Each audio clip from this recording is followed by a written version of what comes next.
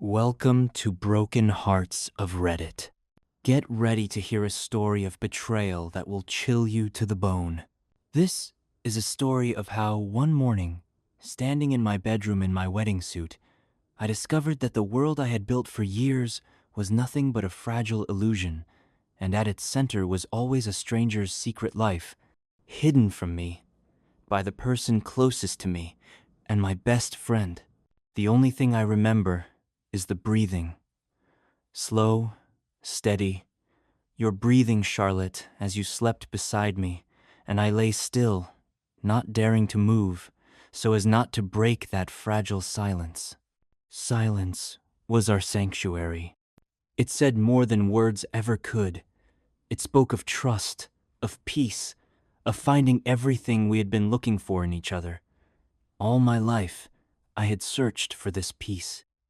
And here it was, in our bedroom, in this house we had built together, brick by brick, just like our lives. It had always been just you and Noah, three unbreakable pillars.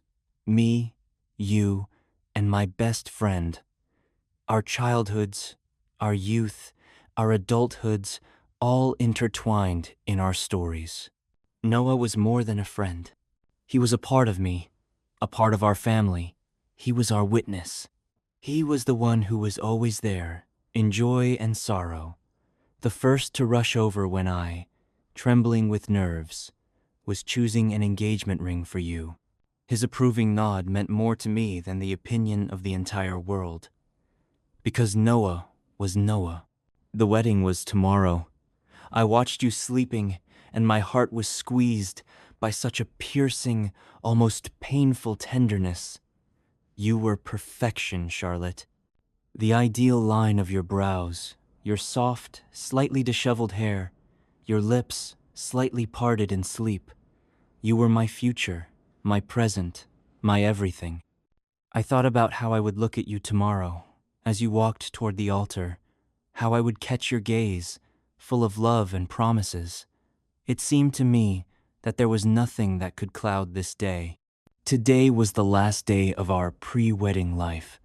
The house was filled with a flurry of activity, the smells of food being cooked, the laughter of family and friends. Noah, of course, was here. He was helping me with the final preparations. We moved furniture, hung garlands, joked, and reminisced about the past. At one point, he caught my eye, and I saw something strange in his gaze, something I had never noticed before. It was like a shadow, a fleeting flicker of guilt, but it disappeared instantly, and he was once again the same Noah, ever smiling and carefree. I chalked it up to my own anxiety, the pre-wedding jitters. It felt as if I was looking for trouble where there could be none. Noah leaned against the wall, watching me intently. He smiled. "Are you ready, old man?" he asked. I nodded. More than ready. He looked at me with a strange expression, as if he wanted to say something, but couldn't bring himself to. Then he just shrugged and went back to what he was doing. I didn't pay it any mind. I thought I was just too excited, and my imagination was running wild. I knew him too well to have any doubts. That evening, after everyone had left, it was just the two of us, Charlotte and me. We sat in the living room, bathed in the soft light of a single-floor lamp. You rested your head on my shoulder, and I held you, inhaling the familiar scent of your hair. "I'm so happy," you whispered, and your voice sounded as if you were saying it for the first time in your life. I held you tighter. "Me too, my love." But in that moment, when I thought we were a single entity, I noticed something. Your gaze. It was directed somewhere to the side, toward our bedroom.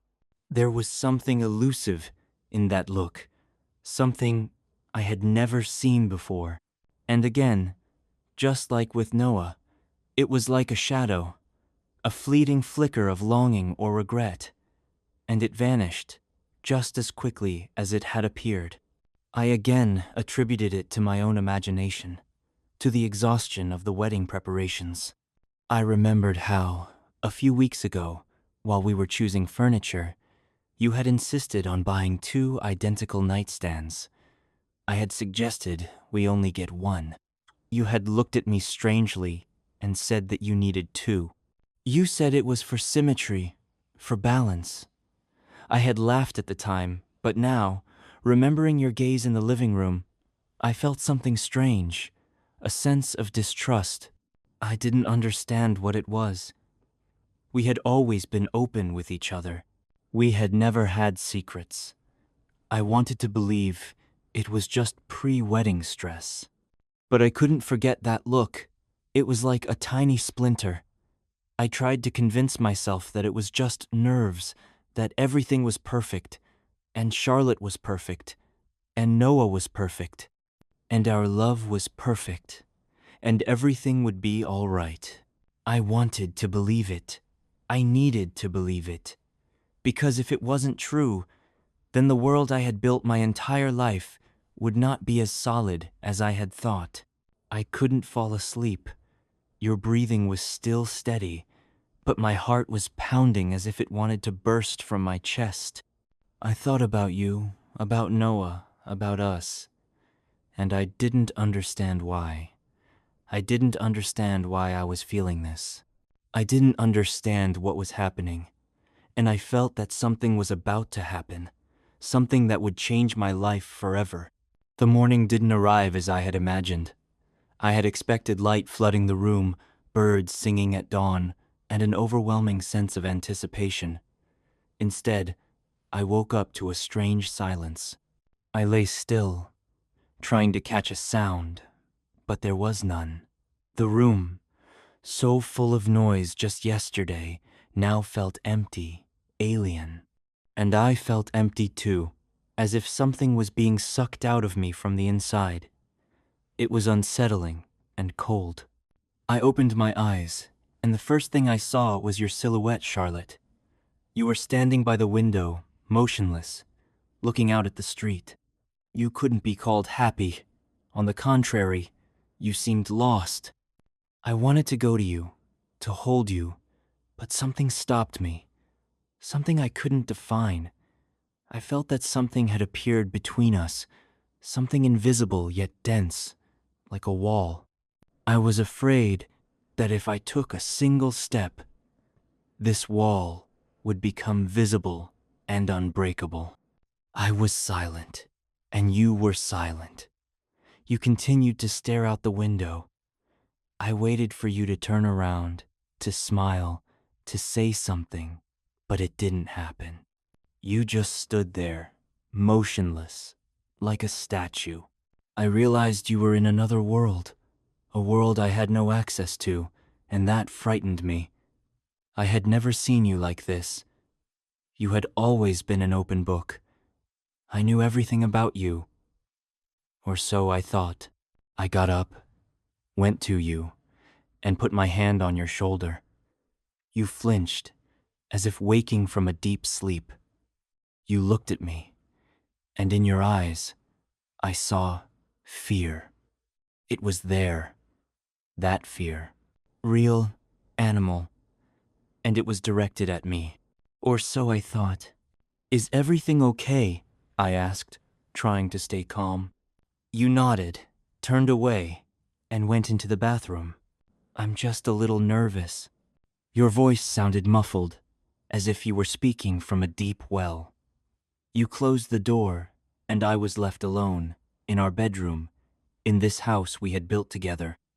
I stood and stared at the bathroom door, and it felt like it would never open. I felt you were hiding behind it, hiding from me. And that was the worst part. It was worse than fear. It was betrayal, but I didn't want to believe it. I started to get dressed. The suit fit perfectly, but I felt like a stranger in it, as if it wasn't my clothing. I looked at myself in the mirror and didn't recognize my own reflection. There was a stranger in it, with a stranger's eyes, with a stranger's fear. My hands trembled as I fastened the buttons. I felt that every button, Every stitch, every seam was just a decoration that was about to collapse. I wanted to tear the suit off, rip it to shreds, to scream, but I couldn't. I had to smile. I had to be happy. I had to be the groom. Noah came earlier than everyone else. He entered, smiling broadly, and shouted, "Where's my best friend, the groom? Is he ready for the greatest day of his life?" I smiled, or so it seemed. I felt the smile didn't reach my eyes, that it was frozen on my face like a mask. I looked at Noah, and he seemed to notice nothing. He was just as he always was. Cheerful, energetic, carefree. He told some funny stories, he joked, but I wasn't listening. I was watching. I was watching his every move, his every word, and I was trying to find a single crack, a single inconsistency that could explain my feelings. But there were none. He was the perfect friend. And then I noticed something strange. Noah was sitting on the couch, and his gaze was fixed on our bedroom. The door was ajar. His eyes were empty. He was staring into space, and there was a shadow on his face, the very same shadow I had seen yesterday. It was here, and it was real. Noah caught my eye, and his eyes immediately came alive. He jumped up, came over to me, and hugged me. "Are you nervous, old man?" he asked. I nodded. "Everything will be fine," he said. I wanted to believe it. I needed to believe it. We sat in the living room, waiting for the guests, and I kept thinking. I tried to find logic in what was happening, but there was none. And then I remembered the 2 nightstands. You had so insisted on buying 2. I had laughed at you. But now I was not laughing. I got up and went to the bedroom. I went to your nightstand and opened it. There were some small things in it. And then I opened my nightstand. It was empty, and I didn't understand why. Why hadn't I noticed this before? Why was I so blind? I went to the walk-in closet. It was huge, and we had built it together so there would be enough space for our things. I took my suit, which was hanging in the center, and started to get dressed. I fastened the buttons, tied the tie, but my hands were trembling. I felt like I was about to lose my mind. I was searching for anything that could explain my feelings. And I found it. I looked into your side of the closet. Everything was perfect, as always. All your dresses, your shoes, your jewelry, everything was hanging in order. And then I saw it. A small, neat leather case. I didn't remember what it was. I opened it, and my heart stopped. Inside lay 2 silver cufflinks with an engraving. I had given them to Noah for his birthday last year. I had bought them in an antique shop in Paris when you and I were there. I had searched for them for so long because they were unique. And now they were in your closet, Charlotte. Not in your nightstand, but in your closet, tucked away, hidden from me. I took them in my hands. They were cold as ice.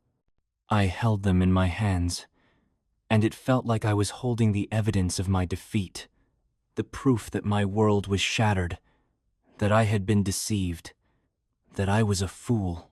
I didn't understand what this meant. I didn't understand why they were here, why you had them, why they weren't with Noah. I didn't understand anything. I heard footsteps. Your footsteps, Charlotte. I closed the case, put it back, and went to the living room. You were standing there in your wedding dress. It was white as snow, and I was black, and I didn't understand why. I didn't understand why I was feeling this. I didn't understand what was happening, and I felt that something was about to happen, something that would change my life forever. It was like looking at the world through cracked glass. Everything that had seemed whole and beautiful just a few minutes ago was now distorted, shattered into sharp, cutting shards. Noah's cufflinks in your closet, Charlotte. Two small, silver, cold pieces of metal that I had given to him. I held them in my hands, and it felt like I was holding my own heart, torn in two. I didn't understand how this was possible. How could you, Charlotte? How could you both? I looked at my reflection in the mirror. The suit I had so carefully chosen now seemed like a clown's uniform. I was a laughingstock, a man who knew nothing. A man who had been betrayed in his own home, at his own wedding. I felt shame wash over me. Shame for my blindness, for my naivety. I wanted to scream, to punch the walls, but I couldn't. I had to smile. I had to be the groom. You entered the room, in your wedding dress, white as snow. You looked at a man who thought you were his universe, and you looked at me with your false smile, with your empty eyes. You came to me, straightened my tie, touched my cheek, and I felt disgust overwhelm me. I wanted to pull away, but I couldn't. Are you ready? You asked. I nodded. I'm so happy, you said. I knew it was a lie. I knew you were lying, and I didn't understand why. Why all this game? Why this spectacle? The wedding was perfect, or so it seemed to me. Everyone was smiling, congratulating, laughing, but I didn't see it. I only saw masks. Masks on their faces, masks on their hearts. I looked at our friends, at our family, and it seemed to me that they all knew about our disgrace, about our betrayal. I caught their glances, and it seemed to me there was pity in them. Pity for a fool. Pity for me. We stood at the altar. I looked at you, Charlotte, and it felt like I was looking at a stranger. You were so beautiful, so perfect in that white dress. But I knew that behind this beauty lay a lie. I heard the priest's vows. I heard our vows, and it felt like I was hearing laughter. Laughter that echoed in my head, laughter that told me it was all a farce. Noah stood nearby. My best friend. He was smiling. He was so proud of us. He looked at us, and I saw something in his eyes, something I couldn't understand. It was like triumph, a victory, and it frightened me. I wanted to go to him, to hit him, to scream, but I couldn't. I had to smile. I had to be happy. And then came the toast, Noah's toast. He stood up, raised his glass, and began to speak. He spoke of our love, our loyalty, our friendship. He said that we were the perfect couple. He said that he had always known we would be together. He said that our love was something he had never seen before. And as he said this, he looked at you, Charlotte. Not at me, but at you. And there was something in his gaze that I couldn't understand. Something I didn't want to understand. It was something intimate. Something that should have only been between us. But it was between you. In that moment, I understood. I understood that they all knew. All our friends, all our family. They all saw the way he looked at you. They all saw the way you looked at him. And they were all silent. They were all accomplices in this crime. They were all a part of this lie. And I felt alone. Alone like never before. I stood there, in the center of this celebration, in the center of this merriment, and I felt as if I were the only one in the entire world. And then there was the dance, our first dance. You rested your head on my shoulder, and I held you.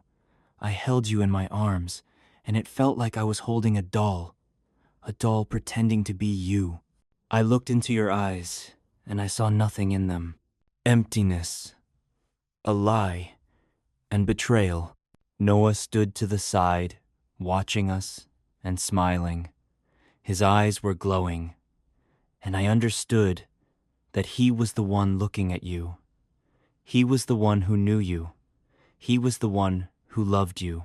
And I was just a mask you wore to hide your lie. I felt anger fill me, anger that I couldn't control. I wanted to tear off this mask, to rip it from you, but I couldn't. I had to smile. I had to be happy. I had to be the groom. Anger. It was the only thing I felt. It was hot, burning, like lava. It was burning me from the inside, and I felt myself turning to ashes. I looked at you, Charlotte, in that white dress, and I only saw lies. Lies you had so carefully hidden. Lies you had so carefully built. And I was a part of that lie. I was a fool. I was a laughingstock, and I couldn't take it anymore. We danced, and I felt your hand on my back. I felt your breath on my neck, and I felt myself starting to go crazy. I wanted to push you away, to scream, but I couldn't. I had to be the groom. I had to smile, and I smiled. But it wasn't my smile. It was the smile of a man who had died. I saw Noah. He was standing in the crowd watching us, and his smile was the same as mine. The smile of a man who had died. But I knew it wasn't true. He was alive. He was the winner. He was the one who had destroyed my life. I wanted to go to him, grab him by the collar, and scream, but I couldn't. I had to smile. The dance ended, and I let you go. You smiled, and I saw your eyes flash. It wasn't love. It was triumph. I saw it. It was there, in your eyes, in your smile. And that was the worst part. I went to our bedroom. I wanted to be alone. I wanted to understand what was happening. I wanted to find answers, but there were no answers. There was only silence. The silence that had been our sanctuary had now become our graveyard. I sat on the bed, our bed. I looked at everything in that room, at every single thing we had bought together, at every photograph, in every one of which we were smiling, at everything that had been a part of our life, and I realized that it was all a lie. It was all a set of decorations. It was all dust. I saw a small journal on the nightstand, which now felt like it was yours alone. You always wrote your thoughts, your dreams, your plans in it. You always told me it was your world. And I had never dared to look inside. I respected your space. I respected you, but now I couldn't. I had to. I had to find answers. I had to know what you were hiding. I opened it. I started to read. And every word, every line, every page, it was all like a knife being plunged into my heart. They weren't thoughts. They weren't dreams. It was a diary, the diary of our lie, the diary of your love.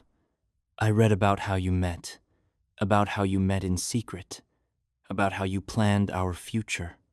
I read about your feelings for Noah, about your love, about your passion.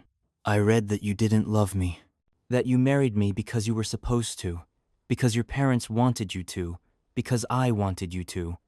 I read that Noah was the father of your child. I didn't understand what this was. I was reading and didn't understand. I thought I was losing my mind. I thought it was some evil, terrible dream that I couldn't wake up from. But it wasn't. It was real.